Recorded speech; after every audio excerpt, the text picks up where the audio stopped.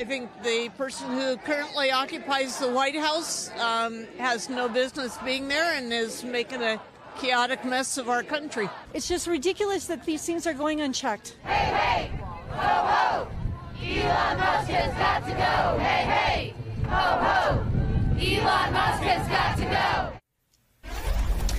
If you bought a mattress today, no judgment, but that is how thousands of our fellow Americans decided to spend their day today. It is what is being called the Not My President's Day protests.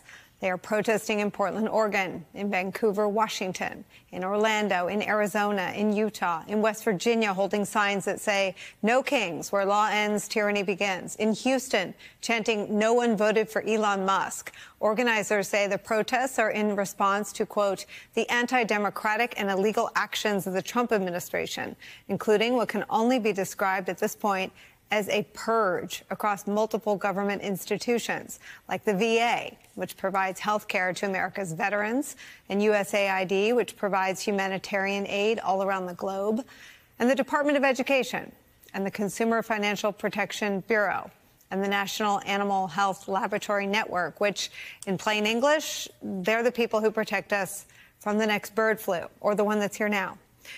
But as the Trump administration is learning, when you use a blunt instrument instead of a scalpel or a budget plan to suddenly and abruptly shrink government agencies, you end up kneecapping the things that are actually essential to American life and Americans and their family safety and a family's money. When you take a blowtorch to all American institutions, as the Trump administration is doing, people tend to rise up and protest. The other thing that happens, well, stuff usually backfires, like how it backfired when the Trump administration fired nuclear safety workers whose agency oversees the nation's nuclear stockpile. And then after firing them, thought, maybe we need those guys. They are now trying to unfire them, but they can't because they're struggling to find them because they didn't have their new contact information. Or the decision to fire hundreds of FAA employees just as that agency is reeling after the deadly collision at Reagan National Airport less than 1 month ago. Air safety, nuclear weapons, they're at the tippy top of things that all Americans, regardless of their ideological leanings, want their government to get right. They don't want to think about those things or worry about those things. Another thing at the top of the list for most humans, keeping our most personal financial information safe, which is why what's happening at the IRS with our personal information, potentially banking information, is sounding so many alarms for so many people.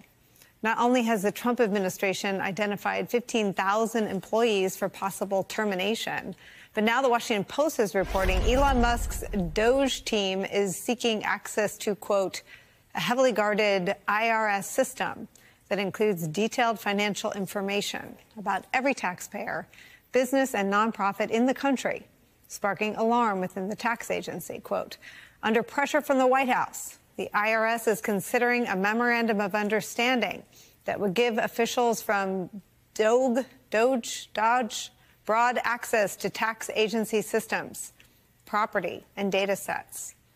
Again, nuclear warheads, air travel safety for everybody getting on a plane, all of our most personal financial information. That's what they have their hands in today. Let's bring in some of our favorite reporters and friends. The president of Media Matters for America, Angelo Carusone, is back. Also joining us, Washington Post national investigative correspondent Carol Leonnig is back, and the publisher of The Bulwark, host of the Focus Group podcast, political strategist Sarah Longwell is back. Carol, the Post has some extraordinary reporting and really is the home paper for many of the federal workers who are impacted. This is well beyond sort of where the rhetoric meets the audacity of Trumpism in terms of slashing and shrinking the federal workforce. This is dismantling things that have never been touched because there's no appetite among the public for dismantling them.